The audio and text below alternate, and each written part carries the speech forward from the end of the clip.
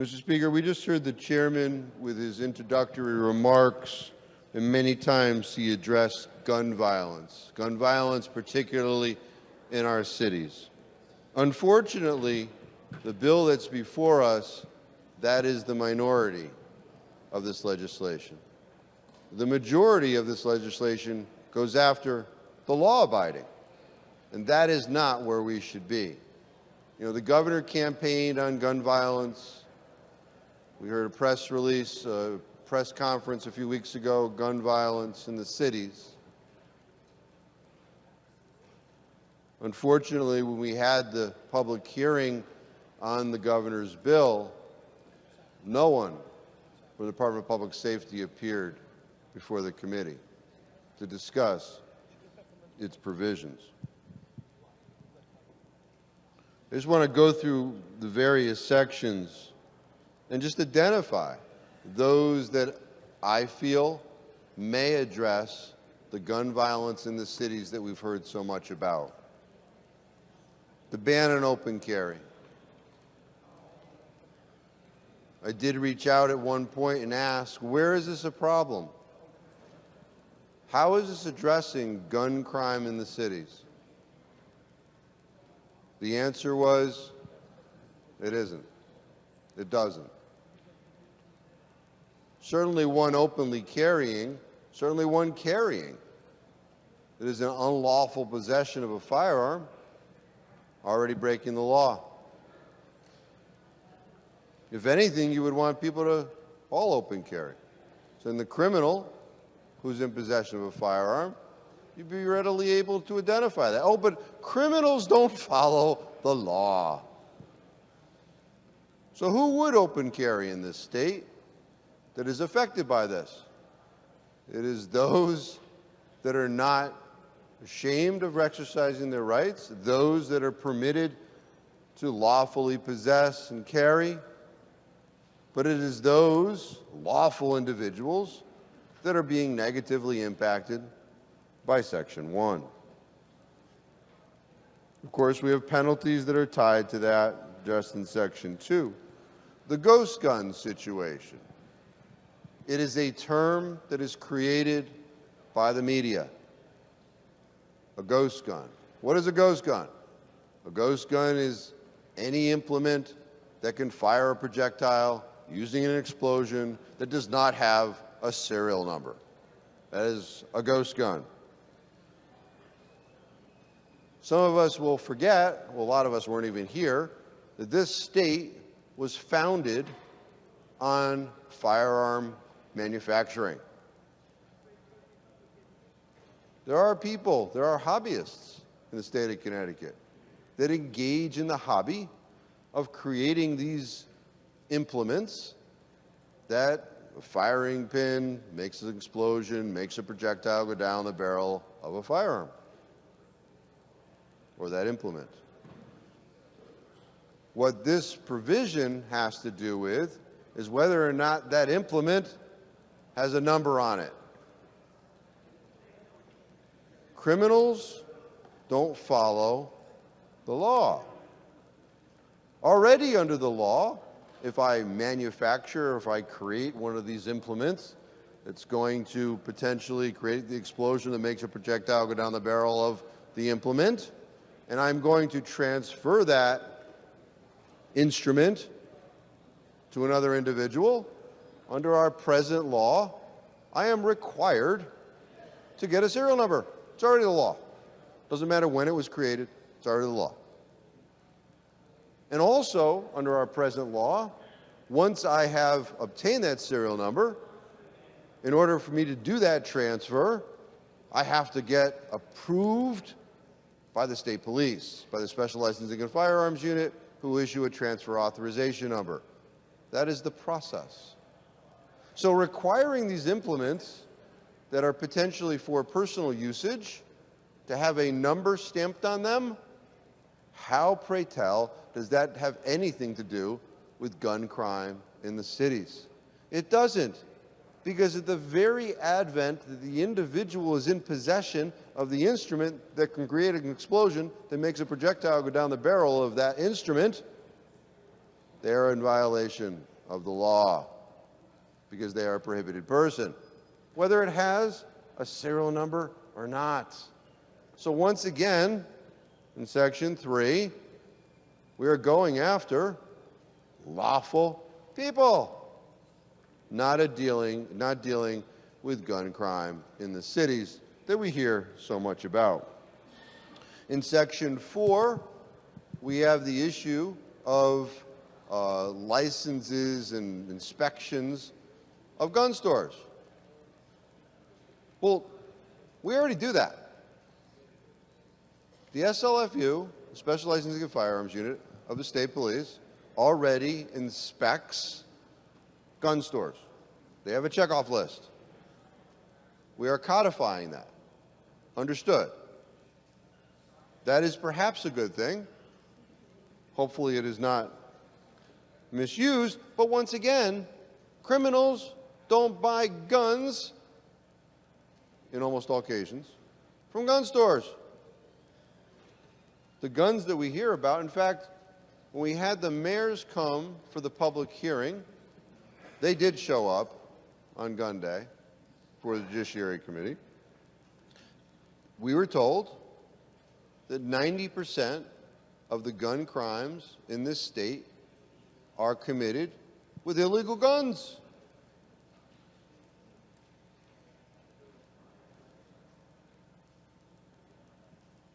The 3 guns per month, as part of this legislation, we're saying that even after you've traveled the very onerous system of getting a permit in the state of Connecticut, which in some cases presently takes upwards of 2 years, and for some people who have to appeal an original denial, takes them upwards of 5 years,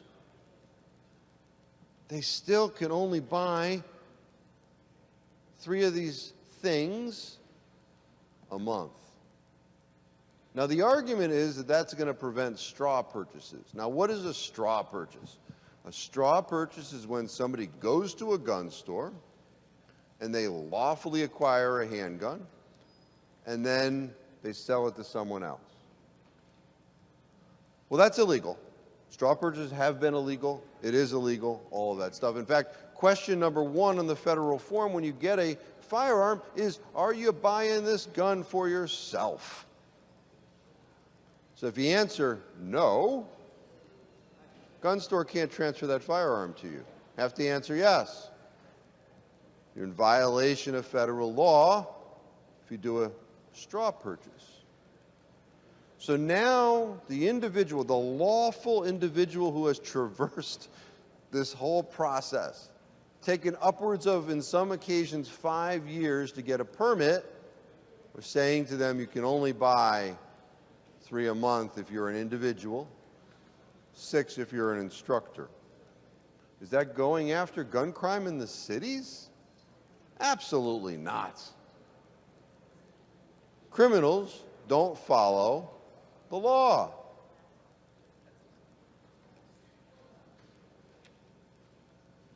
Safe storage we passed a few years ago, and at that point we said that if there was trespass on the property, somebody broke into your home, it was exempted. We're not doing that anymore. We're saying that if somebody breaks into your house and steals your gun, you're now liable if a certain set of facts happens thereafter. As to the assault weapons. Now, just to be clear, assault weapon, no gun was ever manufactured where they said, we're making assault weapons by the manufacturer. That is another media made-up term. Even AR doesn't stand for assault rifle. It's the Arclight Corporation that stands for, who originally developed that firearm. But in 2014, when this body, I was not here for the very lengthy debate, there was an agreement. Firearms that had been manufactured pre-1994 would not be registered. Well, here we are, a little less than 10 years later, going back on the word, and we are requiring registration of those firearms. And also understand that a lot of people don't realize our statute has a list of firearms by manufacturer, by model number, all of that stuff. But then it also says, even if it's not on the list, if it has certain features, that is an illegal assault weapon. Through this legislation, we're going back on our word, and we are requiring additional firearms to be registered. Now, granted, we are opening up the registration period through May 1 of 2024. However, criminals don't follow the law.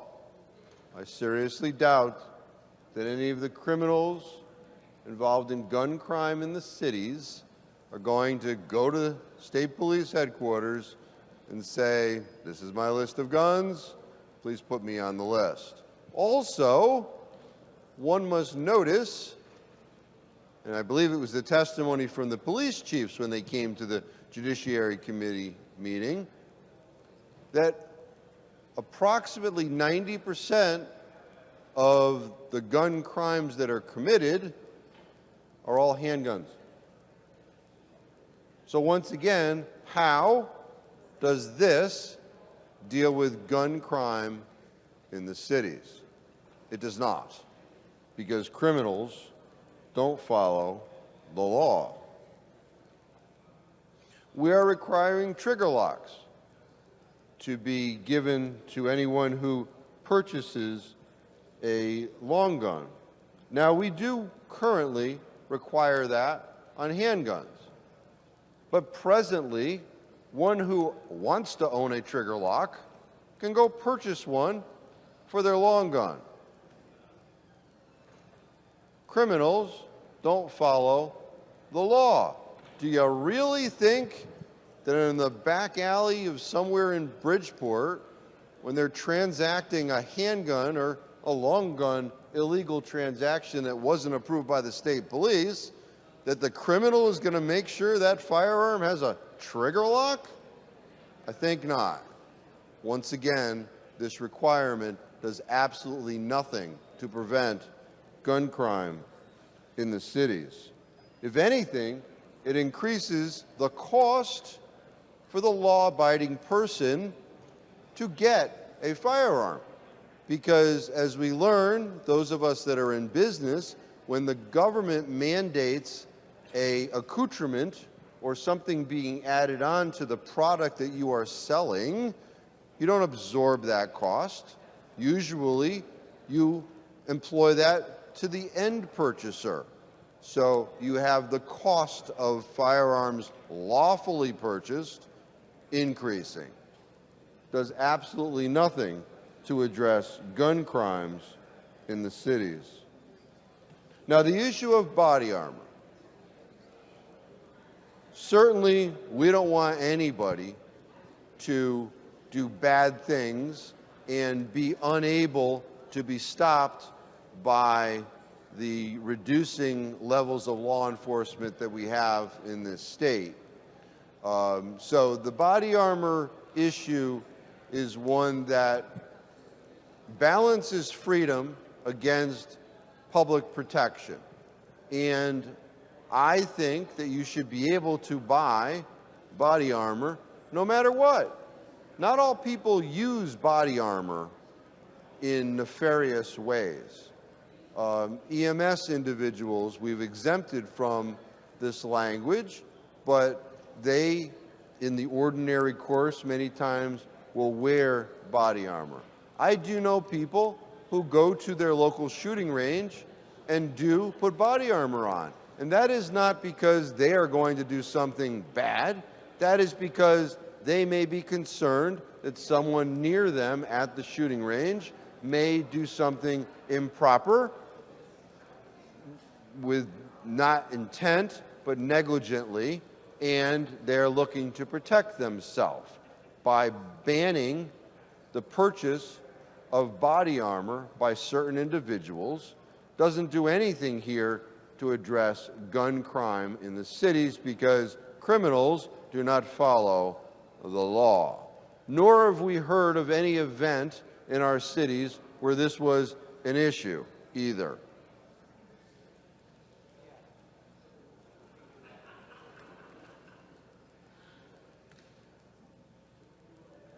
I will say that there are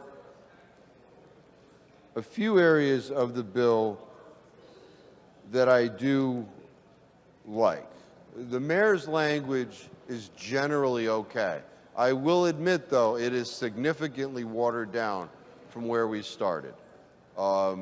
Serious gun crime offenses, those offenders should be prosecuted. They should be held to a standard to prevent gun crimes in the city. And that is the first area of the bill that's before us that I see that actually addresses gun crime in the cities. The mass shooting event language that appears in Section 47 also addresses gun crime in the cities. It requires, if there's a certain number of shootings within a certain radius of miles, that DESP is supposed to put certain things in place. That may help us moving forward in ascertaining the root of gun crime in the cities. So that's Section 47. So we have two sections that I think address gun crime in the cities. Another good area, I think, is the permitting process. Many people were shocked to hear when we talked about firearm legislation this session, how difficult it is in the cities to get a permit. The fact that you go to our larger cities and try to file an application to lawfully get a permit, and they're telling you, come back 8 months from now to apply. That is a problem. Just think if you wanted to hold a parade or a rally to rally on the latest legislation, and you went to your local police and you said, I want to have a rally on the town green about this legislation. And they said, come back 8 months from now. I think some of us would be up in arms. So they're delaying in the cities the filing of these applications. And then they're sitting on the applications. The law presently says that they have 8 weeks to process. And in many of the cities, I've done enough of these cases to know, spoken to enough of these individuals, it takes about 10 months on average for them to process. Now, knowing something about the process, it doesn't take 10 months to determine whether or not this individual is barred from possessing a firearm or unsuitable. Barred from possessing a firearm, you're going to find out in 48 hours because the feds are going to know. State police are going to know.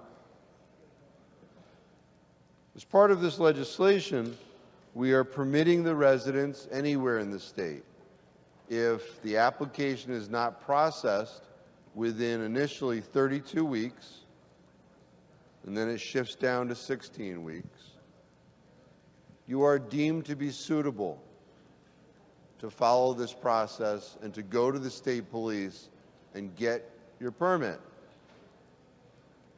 It's unfortunate that we have to get there. But when we hear about gun crime in the cities, we hear about illegal possession of firearms in the cities, I offer that it is because the lawful process has been made so onerous by the cities that individuals are forced to protect themselves by getting illegal guns. And that is not the way this process should work. When you force otherwise lawful individuals to commit a crime to protect themselves, life, liberty, pursuit of happiness, that kind of stuff, then you are devolving society into one of crime. This portion of this bill hopefully will stop that process.